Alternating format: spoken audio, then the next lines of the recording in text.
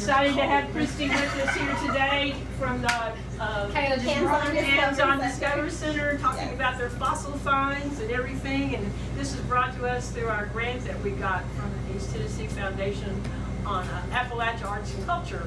And Kayla, can you give the exact, if you need the exact, you ask her, because I'm no good at exact. So I'm glad everybody could come today, and we'll do it again sometime when we have more room and you can have bigger bones. I don't know if I can carry bigger bones than that. I'm joking with you. All right, let me get out of the way and let her get started. All right, hello everybody. I'm super excited to be here with our paleontology program / prehistoric Appalachia. So today we're going to be talking all about fossils, give you a quick review on what a fossil is, how a fossil is formed, and then we're going to be doing a presentation of fossils. I have some 3D prints with me, which are not real, but exactly the shape and size of the actual fossils that were found. And I also have some real fossils with me that range between 12,000 to millions of years old. And you will be able to touch them and look at them. So all I ask is that you just be very gentle today with all of the items that I have for you. All right, let's get started. So let's go over what a fossil is. Does anyone want to give me the definition of what a fossil is? Yeah, you in the back. It's a dinosaur bone that has been buried in the earth for hundreds of millions of years. That is a great explanation of it. That is one explanation of it for sure. Does that pop up? All right, so the actual definition is a fossil is the preserved remains of a once living organism, such as a dinosaur. It can be other things like just regular animals. It could be plants and even bacteria. So these are just some quick things about what a fossil tells us. So it can tell us the area, how, for example, East Tennessee, how the weather was millions of years ago. It can also give us some clues, tips and tricks about some animals that we even have today. All right, so we are talking about paleontology today, which is which is the study of past life on Earth. Our paleontologists do fossils. Study fossils. Okay, so how is a fossil formed? Now you have to imagine that there were tons of animals walking around here millions of years ago, but why is it that we don't find a lot of fossils? And that's because when an animal dies, in order for it to be become a fossil, it has to have the perfect conditions for it to be fossilized and go through that process. So let's look at this guy right here. We have our dinosaur walking on the top of the surface, and he's going to die. So he's now dead. Now, of course, natural things happen when animals die. You have other animals that come and eat them. You have weather conditions that may deteriorate them a little bit. So it is very rare that a whole fossil a full skeleton is found. So just bits and pieces, and that's why. So anyway, for example, behind him, we see a volcano. So this little guy here is dead. The volcano is going to erupt, which is one way to preserve bones. So the volcano erupts and now covers that dinosaur with all the lava and the ash. So he is now being preserved. Eventually, just the way that the earth goes, things go on top of each other. He is now going to be down at the very bottom. Now this is where the fossilization process takes place. So all of the bones get replaced with minerals from the dirt that he's covered with. So all those minerals seep into him. Now eventually, again, just the way the earth is, it's constantly moving. That little dude is going to start going right up to the top. Till eventually, he's going to be at the top. So when we have things like construction or just random people digging, we do find fossils. But this guy wasn't always here. He was on the very bottom and just got brought back right to the top again due to things like erosion. Great. So these are 5 main types of fossils that you may be familiar with. We have petrified fossils, molds and casts, carbon films, trace fossils, and preserved remains. So our petrified fossils are probably what you all are most familiar with. These are the big guys that you see all put together in big museums on TV and things like that. So basically, a fossil is kind of like a stone. That's why they call it like a petrified fossil. So that fossil, the bones have now turned into stones. We have molds and casts. So molds are very similar to the other fossils I just spoke about, except it's the outside that gets fossilized. And it leaves an indentation in whatever it is, like the rock, for example, here. And it's kind of like Play-Doh. If you've ever used Play-Doh before, you put it into the mold, and that becomes the cast.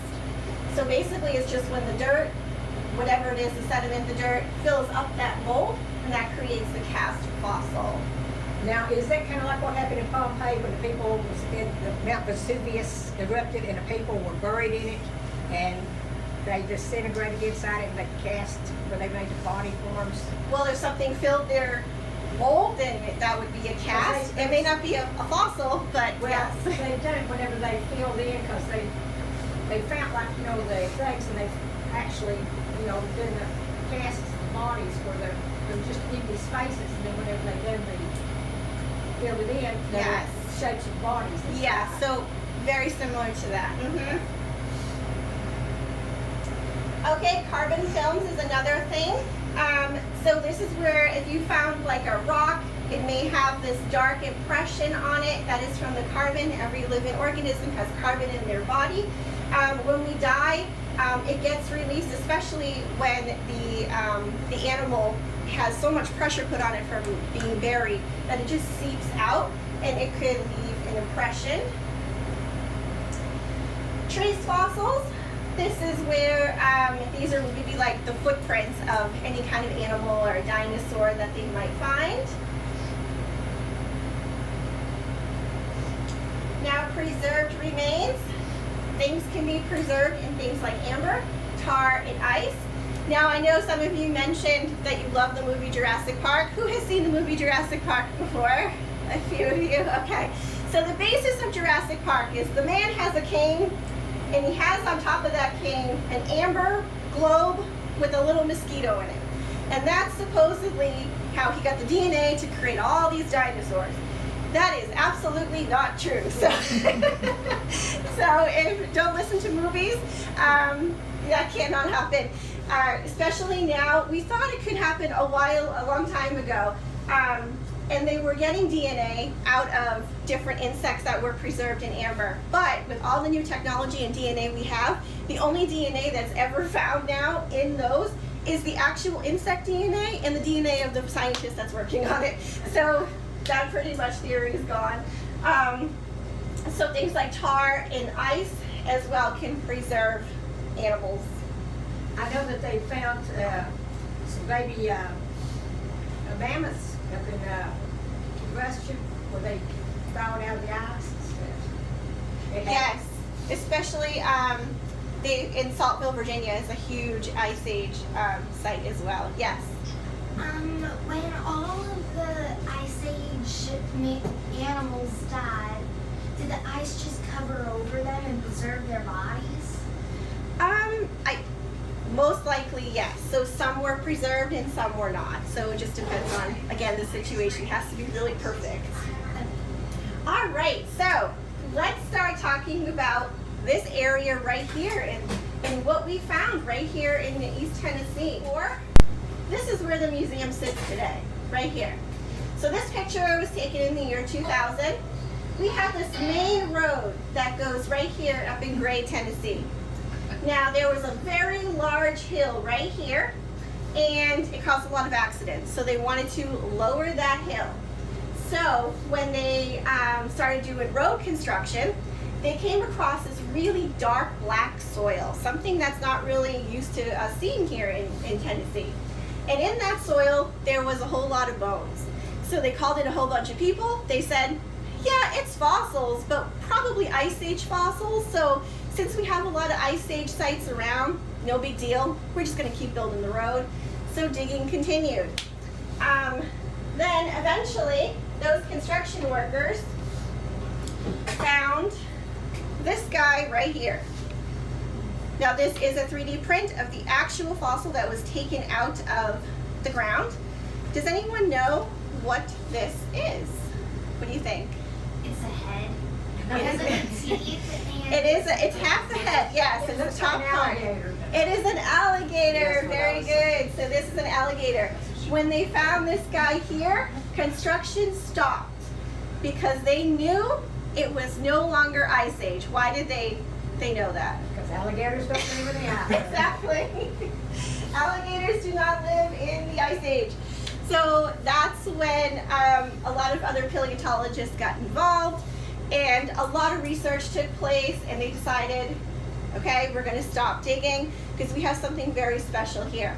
So what we know today, What year did that take place? that was in the year 2000. So it's our 25th anniversary coming up, I think in August. So our paleontologists, especially from East Tennessee State University, created a whole paleontology program based on what we found here. We now have the Pliocene epoch, which is between 4.5 to 5 million years old.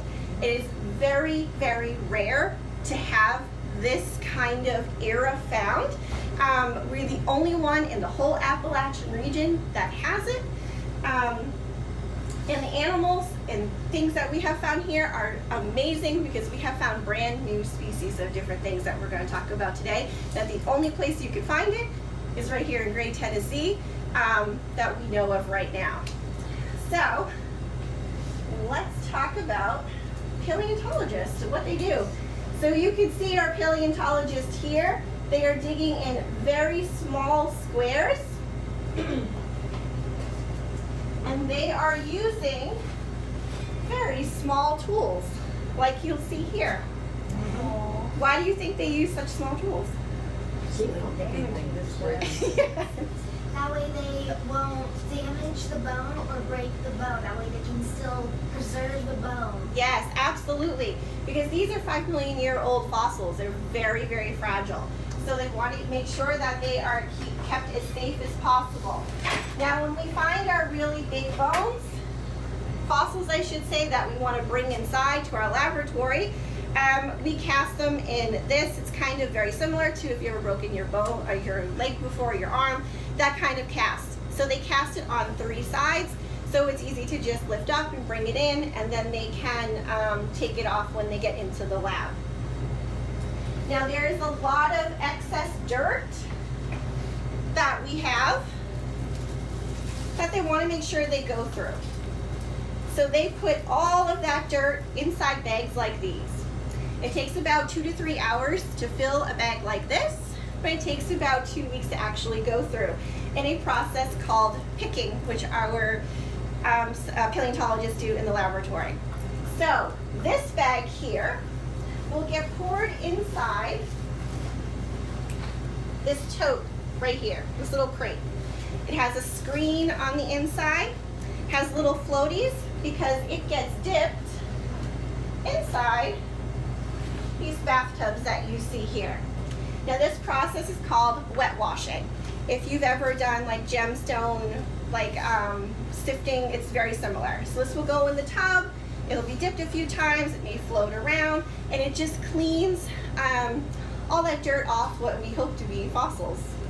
And then once that process is done, it gets brought back inside to our laboratory, and it gets looked at by our paleontologists, by our students from East Tennessee State University, and also by our volunteers. And yes, you can volunteer at the fossil site if you are 16 and older and can commit to a certain amount of hours. You can absolutely volunteer and look for really cool stuff every day. All right, so let's get into at our site. Does anyone know what this is? What do you think? It's something that they found. A taper. It is, yes. So that is a tapir.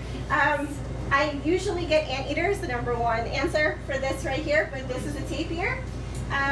This is actually, the ones that we found are extinct, but there are multiple tapirs that are still alive today. And if you want to see them in their natural habitat, you can go to Central America or Asia. or you can go to a zoo Thank you. here and see one. It's kind of like a funny thing that we talk about because every single time our paleontologists dig, they always find a fossil of a tapir. We are the leading site of tapir fossils in the entire world. So 5 million years ago, here in East Tennessee, tapirs loved this area. So this right here is the top part of the tapir, right here, top part of the skull. And you may think they're related to like pigs, but they're actually related to horses and rhinos. Now I have with me, I'm going to show you guys a real fossil right now. This right here is the ankle bone of a tapir. So right here. This fossil here is about 5 million years old. Now when you look at this fossil, at first sight you may think it's a piece of wood or a rock or something like that, but if you look at it a little bit closer, you can see that there are some like pores inside, like almost like a sponge. That is how you can tell that it is a fossil rather than a rock. So I'm going to be passing this around so you guys can all see it. And yes, this is a real 5 million year old fossil, yes. But why are tapirs called tapirs? That I don't know. It's just someone, that's what they named them. Can you spell that? Tapir? T-A-P-I-R. Yes. Never heard of it. It's on the Crosswell Brothers. All right, so we also have this guy here, which was a complete surprise to our paleontologists. And if you don't know what this is, it is a red panda, one of my favorite animals. If you want to see a red panda today, you'd go to a zoo or you'd go to Asia to see them in their natural habitat. All these guys around here. Well, yes. So 5 million years ago, we discovered, surprisingly, that we have red pandas here in East Tennessee. The only other place to have found a red panda fossil is in Washington State, and they found only one tooth, and that is it. We have multiple skeletons and bones of the red panda. So it's very cool that we have that, and we discovered that we have them here. How do Yeah. they figure out what bone's what? How do they what? How do they know what bone is what animal? Well, we compare it with animals that we have today. So at first it was thought to have been like a raccoon or a squirrel, just because it has never been known that we here in North America had red pandas. So it was kind of like the last thing they looked, and surprisingly enough, we do have them. They use DNA. They do not use DNA just because these are so old that we don't have the DNA for them. All right, so one of the biggest animals that we have found at our site is the mastodon. So the mastodon, it's pretty amazing. It's probably, if you went to the dig pit, it's probably be from that window right here to about the refrigerator here. That would be the size, yes, thank you. That is the size of the mastodon found in the dig pit. It was actually laying on its side. And like I mentioned before, that it's really rare to find a complete skeleton of anything, but we have the complete skeleton of the mastodon, and it's being put together, and hopefully sometime in the near future it's going to be built in our museum, so when you guys come you can see Find it? in the dig pit. So it will be Is that the dig behind hands-on? yes. So it's going to be in this area right here. That is where the mastodon was found. How old is the mastodon? The mastodon is about 5 million years old. So this right here, this is a tooth. So this is the back tooth of a mastodon. These are, this is where like the gums would be, and this is the tooth. So this is a 3D print of the tooth of a mastodon, and I will pass this around too, just so you can compare it with your entire face, because it is bigger than all of our heads. Imagine So. 20 teeth? No. 20 teeth? Pull one of those teeth You and get take a hold your of you. brain out with it. You lay down on your shore when I want to go. Let's see here. My other slide. Okay. So just a question. Out of all of these Appalachian states that you see here, which one, let me see. Yeah.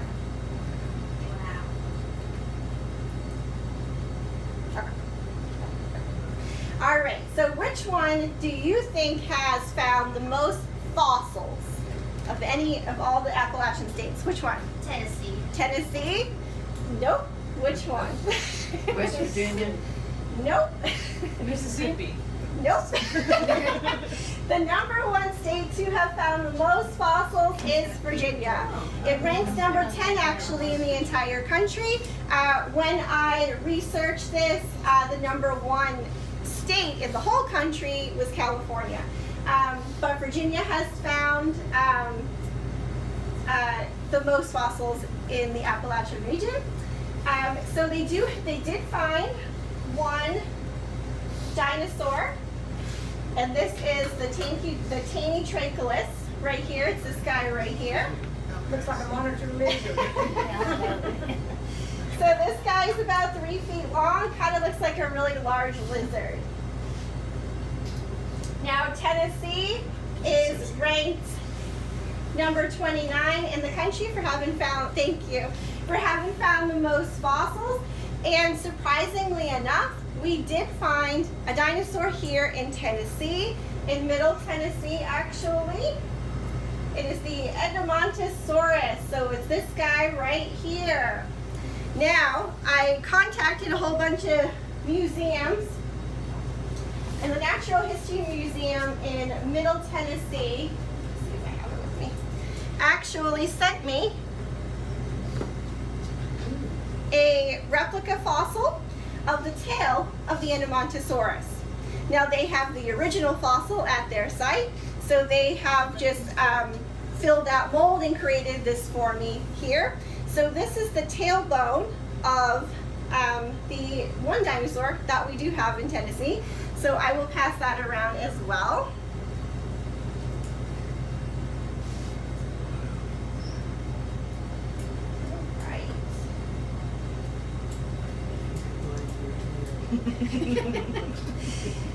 Now, a cousin to the mastodon, which we found in gray, is the woolly mammoth. Now, the woolly mammoth has been pretty popular because of the Ice Age movies that were made, so everyone seems to know what a woolly mammoth is. But you can see the size difference in the two. They're just a little bit bigger. Now, their tusks are different shapes, so you can notice that. So the woolly mammoth lived during the Ice Age up to about 10,000 years ago. So really, when you think about it, not that long ago that the woolly mammoths went extinct. You watch the news that they did find DNA of the woolly mammoth, and they are working on making one.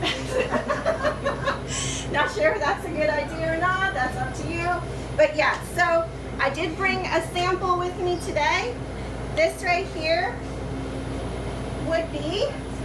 this is a replica of the femur, which would be our thigh bone of the woolly mammoth. So as you can see, it's pretty much almost the same size as me, and this is just the thigh bone. So hold it up for you guys to see.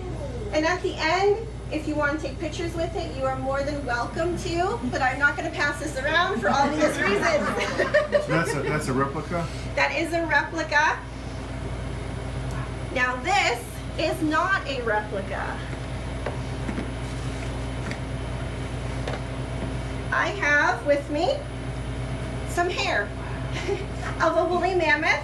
This woolly mammoth that I have here with me specifically was preserved in ice, and it was found in Siberia, this particular one.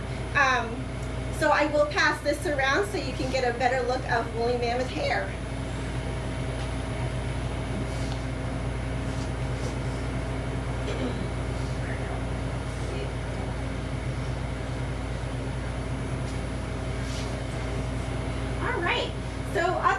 animals that we have had in this area would be the bison. This is the bison that we know today, and this is the bison that was around during the Ice Age. Thank you, thank you. Let's see here.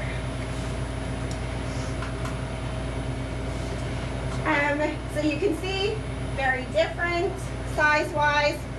So this right here I have, this is a real fossil of the vertebrae of our bison, our Ice Age bison. So I will pass this around as well. They look bigger.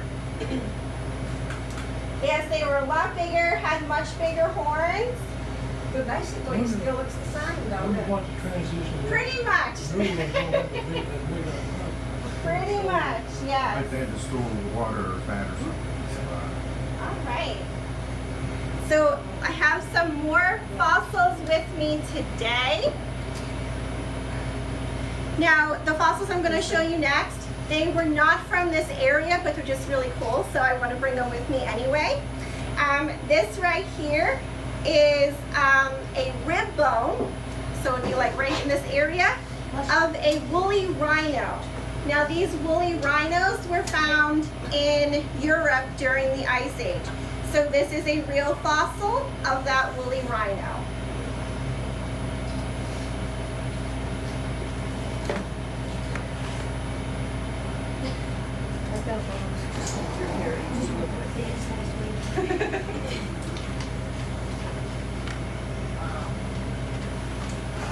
It used to be brown. His used to be brown. All right. I think I saw one of these in your garden. Okay, so I know because of the movies, we all think the biggest and baddest dinosaur around is the T-Rex, right?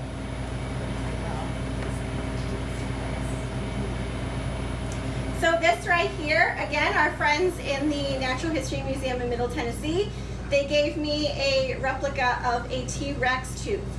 So if you want to look at what a T-Rex tooth look like, that is what that is. Very big. Now we all think that the T-Rex is the biggest and baddest animal around, and when it comes to dinosaurs, but I can tell you that's just movies, it's not true. So this guy right here is called a Spinosaurus.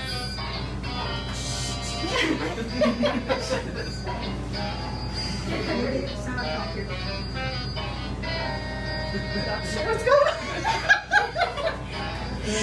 I have a soundtrack with me. Yes, so, all right, so this is the Spinosaurus right here. Spinosaurus lived in Africa, and they were the largest carnivorous dinosaurs. If this guy and a T-Rex get into a fight, this guy would absolutely win. So don't believe all that you see on TV and in movies. It's not true. Were they ever in this area? Not the Spinosaurus, they were in Africa. So I have with me today a Spinosaurus tooth. This is about 90 million years old. Wow. So I will pass this around. Please be very gentle with it. But that is a Spinosaurus tooth. Thank you. Would this be like a back tooth? Oh, it's okay. A back tooth in comparison to the T-Rex tooth? I am not sure which tooth that is. I'm just told it's a tooth. It's just tiny compared to the T-Rex. Yes, yes.